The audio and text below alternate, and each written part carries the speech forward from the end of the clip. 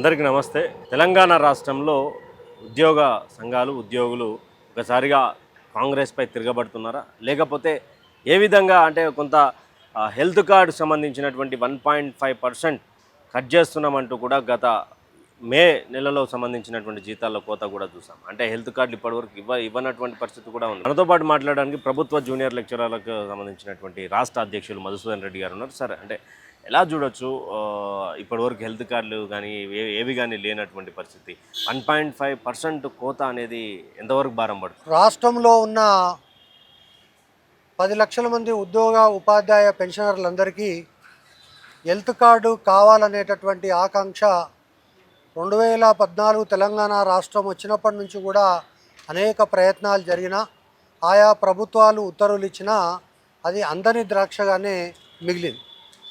చివరికి ముఖ్యమంత్రి గారు జూన్ 2న ఎట్టి పరిస్థితుల్లో స్కీమ్ లాంచ్ చేస్తామని చెప్పినటువంటి సందర్భంగా ఈరోజు హెల్త్ కార్డ్స్కి సంబంధించి నిన్న హుటాహుటిన రాష్ట్ర ప్రభుత్వం ఉద్యోగులందరి యొక్క జీతాల నుంచి 1.5% బేసిక్ పెన్ కట్ చేయడానికి నిర్ణయించుకొని ఆదేశాలు ఇచ్చినటువంటి తరుణంలో ఉద్యోగ ఉపాధ్యాయ కార్మికులందరిలో పెద్ద ఎత్తున ఆందోళన మొదలైంది.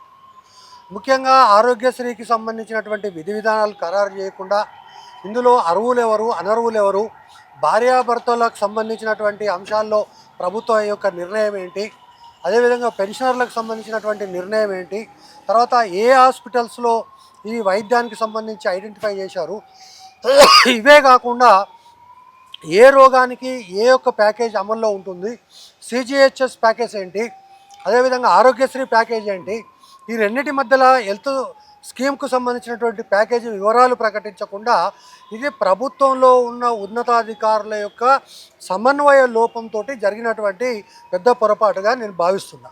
ఒక చారిత్రాత్మకమైనటువంటి స్కీమును లాంచ్ చేసేటటువంటి క్రమంలో ముందస్తు ఏర్పాట్లు చేయకుండా, ఉద్యోగులను సన్నద్ధం చేయకుండా, వాళ్ళకు సంబంధించినటువంటి ఇన్స్ట్రక్షన్స్ ఇవ్వకుండా ఏకంగా రాత్రికి రాత్రి 1.5% జీతం కట్ చేస్తున్నారు.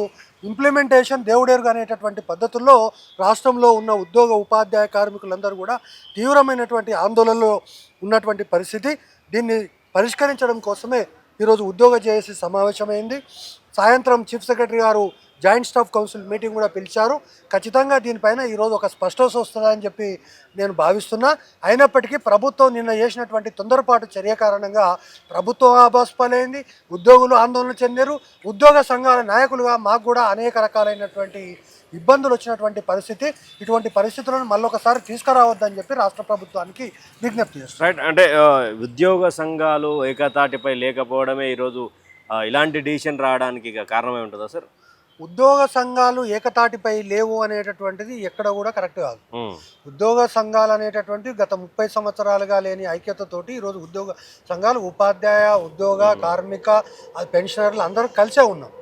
కానీ రాష్ట్ర ప్రభుత్వము ఏదైతే ముఖ్యమంత్రి గారు ఎట్టి పరిస్థితుల్లో నేను జూన్ 2కు లాంచ్ చేసి తీరుతా అని చెప్పి మా ముందు ప్రకటించాడో, ముఖ్యమంత్రి ప్రకటనకు కూడా దిక్కు లేకుండా ఈరోజు అధికారులు వ్యవహరించినటువంటి ఉదాసీన వైఖరికే ఈ యొక్క పరిస్థితి కారణం. ఖచ్చితంగా ఫైనాన్స్ సెక్రటరీ కానీ, హెల్త్ సెక్రటరీ కానీ, చీఫ్ సెక్రటరీ మాత్రమే దీనికి పూర్తి బాధ్యత వహించాలని చెప్పి నేను డిమాండ్ చేస్తాను. అంటే ఇప్పుడు ఒకే ఇంట్లో ఇద్దరు భార్యాభర్తలు ఇద్దరు వాళ్ళకు దాదాపు 1.5% అంటే నేను ఏమంటున్నా, ఒక గైడ్ లైన్స్ కనుక వస్తే భార్య కానీ భర్త కానీ ఇద్దట్లో ఎవరికో ఒకరికి కట్ చేయాలి.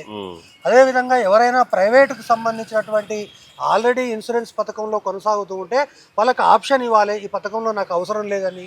అదేవిధంగా తల్లిదండ్రులకు ఎట్లా, పిల్లలకి ఎట్లా, 25 ఇయర్స్ దాటిన పిల్లలకి ఎట్లా, వీటన్నిటిపైన చాలా విషయాల లోపల క్లారిటీ ఇవ్వాల్సినటువంటి అవసరం ఉండే. కానీ అవన్నీ ఏమీ ఇవ్వకుండా, విధి విధానాలు ఖరారు చేయకుండా ఒకేసారి కట్ చేసి నా జేబులో నుంచి నీ జేబులో పైసలు వేసుకుంటే సహజంగానే ఉద్యోగుల్లో ఆందోళన వచ్చింది. ఆ ఆందోళన ఈరోజు సాయంత్రం రాష్ట్ర ప్రభుత్వం దాని మీద ఒక స్పష్టత ఇస్తుందని మేము కూడా రాష్ట్ర ప్రభుత్వాన్ని తీసుకొని ఖచ్చితంగా స్పష్టత తీసుకొని ఖచ్చితంగా రాష్ట్ర ఉద్యోగ ఉపాధ్యాయ కార్మికులందరికీ సాయంత్రము 7 అయినా 8 అయినా ఒక స్పష్టతనిచ్చేటటువంటి ప్రయత్నం ఉద్యోగ సంఘాల జేఏసీగా మేము చేస్తామని చెప్పి తెలియజేస్తాం. ఈ కటింగ్ అనేది శాశ్వతంగా ఉంటుందో తాత్కాలికంగానే ఉండదు? ఈ కటింగ్ అనేది శాశ్వతంగా ఉద్యోగి ఉన్నంత వరకు, ఆ ఉద్యోగంలో కొనసాగినంత వరకు ప్రతి నెల ఆయన యొక్క జీతంలోంచి కట్ అవుతుంది. అదేవిధంగా ప్రభుత్వం ఉదాహరణకు ఉద్యోగి యొక్క జీతంలో పెన్షన్లో ఒకవేళ 1000 రూపాయలు కట్ అయితే ప్రభుత్వం కూడా 1000 రూపాయలు వేసి ఇద్దరం కలిపి ఒక ట్రస్ట్ ఏర్పాటు చేసి ఆ ట్రస్ట్ ఆధ్వర్యంలో ఉంచి ఇదంతా చేయాలని చెప్పి ఇంకా రాబోయే రోజుల్లో దీనికి సంబంధించి ఇంకా క్లారిటీ వచ్చే అవకాశం ఉంది. ఏది ఏమైనా ఒక మంచి వాతావరణంలో ప్రారంభించాల్సినటువంటి ఈ పథకాన్ని, కాంగ్రెస్ ప్రభుత్వానికి ఒక మంచి పేరు వచ్చేటటువంటి అవకాశం ఉన్నటువంటి ఈ పథకాన్ని ప్రభుత్వంలో ఉన్న ఉన్నతాధికారుల యొక్క సమన్వయ లోపం కారణంగా మంచి పేరు రాకపోగా చెడ్డ పేరు తెచ్చేటటువంటి ప్రయత్నం ఈ యొక్క అధికారుల వల్ల జరిగింది. తప్పకుండా ఈ అధికారులు ఎవరైతే ఉన్నారో వాళ్ళు బాధ్యత వహించాలని చెప్పి నేను డిమాండ్ చేస్తాను. అంటే ఇప్పుడు ఒకవేళ ముఖ్యమంత్రి గారు దీనిపై స్పందించకుండా అసలు దీనిపై మాట్లాడే ప్రయత్నం చేయకపోతే ఎలా ఉంటుంది సార్? లే ముఖ్యమంత్రి గారు నిన్ననే సాయంత్రం దీనిపైన మాట్లాడారు. ఈరోజు ఉదయం దీనిపైన సమీక్ష సమావేశం అధికారులతో నిర్వహించారు. అధికారులు పూర్తి స్థాయి వివరాలతోటి పూర్తి స్థాయి విధి విధానాలతోటే ఈరోజు సాయంత్రం జరిగే జాయింట్ స్టాఫ్ కౌన్సిల్ మీటింగ్కు సెక్రటరియట్కి వస్తారనేటటువంటి పూర్తి ఆశాభావాన్ని నేను వ్యక్తం చేస్తాను. అంటే ఎంతమంది కట్ అయి ఉంటారు సార్? అంటే పూర్తిగా రాష్ట్రంలో ఉన్న 10 లక్షల మంది ఉద్యోగ ఉపాధ్యాయ కార్మికులు పెన్షనర్లు అందరూ కలిపి దాదాపు ఒక 10 లక్షల వరకు ఇది కట్ అయ్యే అవకాశం ఉంది. 450 కోట్లు రాష్ట్ర ఖజానాకు సంవత్సరానికి చేరే అవకాశం ఉంది. నిన్న కటింగ్ లోపల 45 కోట్లు రాష్ట్ర ప్రభుత్వం యొక్క అటు ఇటుగా ఏదైనా లీవ్లో ఉన్నా ఇంకోటి ఉన్నా సుమారు 40 నుంచి 45 కోట్ల రాష్ట్ర ప్రభుత్వ ఖజానాకు ఉద్యోగులు మేము భర్తీ చేయడం జరిగింది. తప్పకుండా వాటికి సంబంధించినటువంటి ఒక విధి విధానాలు ఈరోజు వస్తాయని చెప్పి నేను భావిస్తున్నాను. అంటే ఇప్పుడు ఒకవేళ ఈ యొక్క దీని కాన్సెప్ట్ ఏదైతే సర్వీస్ల నుండి ఏమైనా సర్వీస్ రూల్స్ ఏమైనా మార్చిరా సార్? లేదు, సర్వీస్ రూల్స్ దీనికి సంబంధం లేదు. ఓన్లీ హెల్త్కి సంబంధించినంత వరకు ఎవరు ఒక కుటుంబంలో ఎవరెవరికి అర్హులు, ఆ కుటుంబంలో ఎంతమందికి అర్హులు, ఎన్ని రోగాలకు అర్హులు, తర్వాత ఎంత ఫైనాన్షియల్గా 10 లక్షల 15 లక్షల, అదేవిధంగా ఈ యొక్క విధి విధానాలన్నీ కూడా ప్రభుత్వం ఖరారు చేస్తుంది. ఖచ్చితంగా స్టార్టింగ్లో ఉన్నప్పుడు కొన్ని సమస్యలు వస్తాయి, కానీ అధికారులు చేసినటువంటి ఈ యొక్క సమన్వయ లోపం కారణంగా ప్రభుత్వానికి చెడ్డ పేరు వచ్చింది. ఖచ్చితంగా అందుకనే ముఖ్యమంత్రి గారు ఉటావుటిన ఈరోజు సమీక్ష సమావేశం ఉదయం పెట్టిండు. ఆ అధికారులకు ఇవ్వాల్సిన ఇన్స్ట్రక్షన్స్ ఇచ్చిండు. 4 గంటలకు సమావేశంలో దీనిపైన పూర్తి స్థాయి స్పష్టత ఇస్తారని చెప్పి పూర్తిగా నేను నమ్ముతున్నాను. అంటే ప్రభుత్వ పెద్దలకు సంబంధం లేకుండానే అధికారులు ఆర్డర్ తీసుకుంటారా సార్?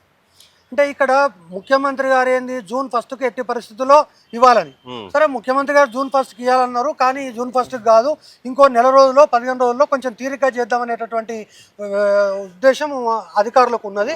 కానీ ముఖ్యమంత్రి గారు నేను అంతమంది ముందర మాట ఇచ్చిన తర్వాత నేను జూన్ 1కు లాంచ్ చేయకపోతే ప్రభుత్వానికి ఇంకా చెడ్డ పేరు వస్తుంది, కాబట్టి ఎట్టి పరిస్థితుల్లో రేపు లాంచ్ కావాలనేటటువంటి ఉద్దేశంతో ముఖ్యమంత్రి గారు ఉన్నారు. కాబట్టి దాన్ని కూడా మేము ఆహ్వానిస్తున్నాం.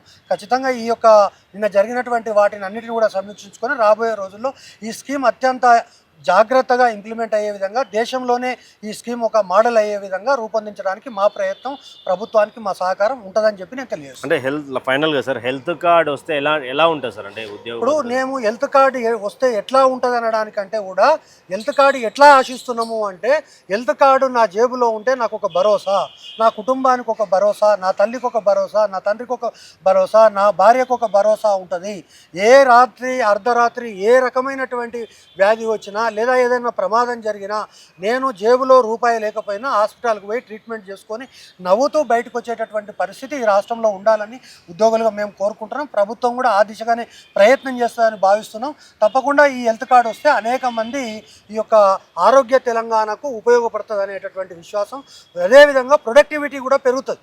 ఉదాహరణకు ఒకవేళ ఉద్యోగులు అందుకే చెప్తారు కదా, బలమైనటువంటి వ్యక్తులు ఉన్నట్లయితే సో ఖచ్చితంగా మనము ప్రొడక్షన్ అనేది కూడా పెరుగుతుంది. కాబట్టి దగ్గుతూ తుమ్ముతూ ఉన్నటువంటి ఉద్యోగులతో నువ్వేం పని చేయగలుగుతావు? కాబట్టి ఆరోగ్యమైనటువంటి ఉద్యోగులు ఉంటే ఖచ్చితంగా ప్రభుత్వ పథకాలు కూడా అత్యంత వేగంగా పరిగెత్తి ప్రజలకు అందే అవకాశం ఉంటుంది అనేటటువంటిది కూడా నేను భావిస్తున్నాను. అంటే మొండి చేయి చూపిస్తే ఎలా ఉండబోతుంది ఉద్యోగ సంఘాల నుంచి కానీ మీ ఇలాంటి? నేనేమంటున్నా అంటే ఇప్పటికీ ప్రభుత్వం యొక్క సీరియస్నెస్ చూసిన తర్వాత మొండి చేయి చూపిస్తుందని నేను భావించట్లేదు. ఒకవేళ మొండి చేయి చూపిస్తే ఇంతకంటే ఘోరమైనటువంటి పరిస్థితి ఇంకోటి ఉండదు. గత ప్రభుత్వాలకు పట్టిన గతే ఈ ప్రభుత్వానికి కూడా పడుతుంది. Right thank you sir. అంటే ఇది పూర్తిగా హెల్త్ కార్డుకు సంబంధించినటువంటి విషయంలో హెల్త్ కార్డు జేబులో ఉంటే ఎలా ఉంటుంది, దీనిపై కొంత రేవంత్ రెడ్డి గారు సమీక్ష చేసి చెప్పింది ఒకటి, అధికారులు కొంత అత్యుత్సాహాన్ని ప్రదర్శించారంటూ కూడా మనతో పాటు మధుసూదన్ రెడ్డి గారు చెప్పినటువంటి విషయం.